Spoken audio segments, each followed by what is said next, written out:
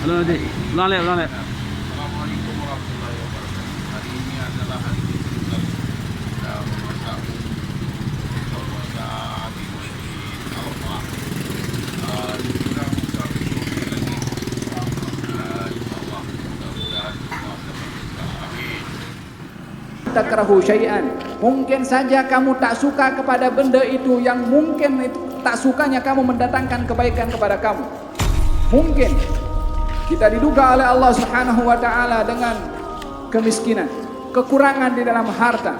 Bukankah pernah berlaku kepada seorang bernama Tha'labah yang di dalam hatinya itu tak betul dan dikatakan ada nifaq, datang kepada Rasulullah memberitahukan, "Ya Rasulullah, doakan saya supaya menjadi orang kaya." Kata baginda Rasulullah, "Ya Tha'labah, qalilun tashkuruhu khairun min kathirin la tutiqu." Wahai Tha'labah, sedikit kamu dapat, kamu bersyukur lebih baik daripada banyak kamu tak mampu nak pikul. Dipaksa balik, doakan aku menjadi orang kaya. Dikatakan, dinasihatkan balik oleh Nabi 3 kali. Dipaksa Nabi, maknanya dia tak nak dengar punya nasihat Nabi. Dia nak juga Nabi doa macam dia suka, tak menyerahkan kepada Nabi apa yang terbaik untuknya. Maka Nabi doakan, dia punya kambing jantan dan betina, beranak pinak macam ulat.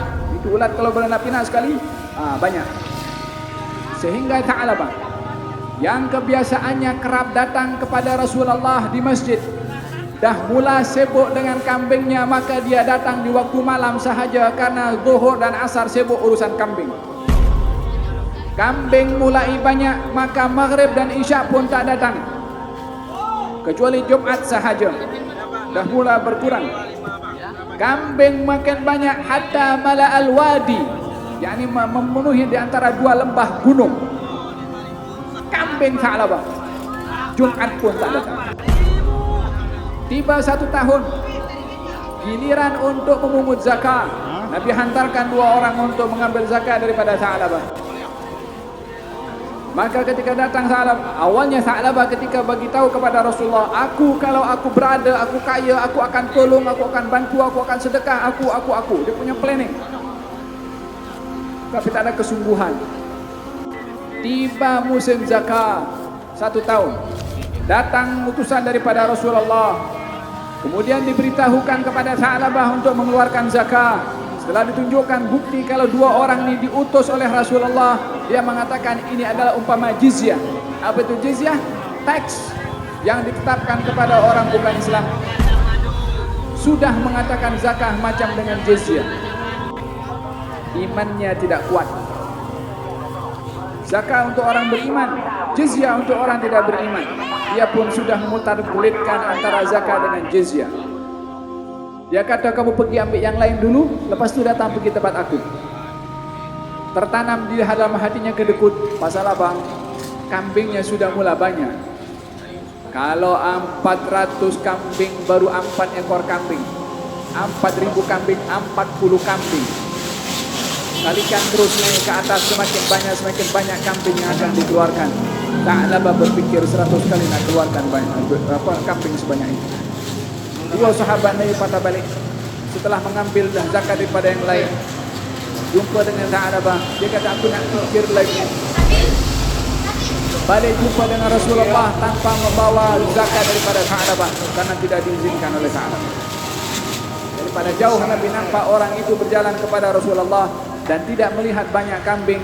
Nabi dah tahu dan sedar kalau Tha'labah tak keluarkan zakat. Maka Nabi bersabda, waiha Tha'labah, celaka Tha'labah.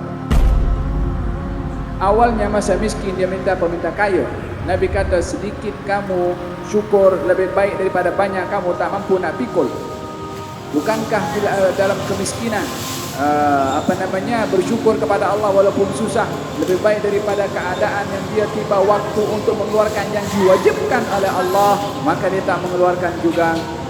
Turun firman Allah Subhanahu wa taala melarang kepada Rasulullah untuk mengambil zakat daripada Tha'labah. Tha'labah datang kepada Rasulullah, aku nak keluarkan zakat. Kata baginda Rasulullah, aku dah dilarang oleh Allah Subhanahu wa taala. Sampai Nabi wafat. Zaman Sayyidina Abu Bakar, dia datang nak keluarkan zakat, kambing makin banyak. Kata Abu Bakar, orang lebih baik daripada aku tak terima, macam mana aku nak terima? Zaman Sayyidina Umar bin Khattab, dan menjadi khalifah, Za'labah datang, nak kasih tuan. Kata Umar bin Khattab, 2 orang lebih baik daripada aku, tak terima. Macam mana aku nak terima? Sampai meninggal dunia di zaman Sayyidina Utsman bin Affan. Kalau dengar nasihat Rasulullah daripada awal, qalilun tashkuruhu khairun min katsirin la tutiquh. Sedikit kamu bersyukur lebih baik daripada banyak kamu tak mampu nak pikul. Siapa yang tahu rahasia yang terbaik untuk kita? Allah Subhanahu wa taala.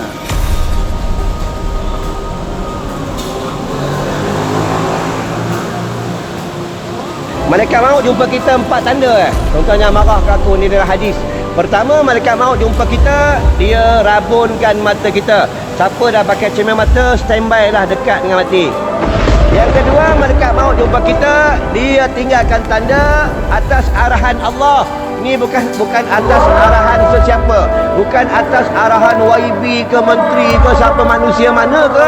Ini adalah atas arahan Allah. Yang kedua, malaikat maut jumpa kita, dia tinggalkan tanda, dia luruhkan gigi-gigi kita. Tengok gigi semua dah rongak-rongak ah. Ingat tu, standby tuan-tuan ya.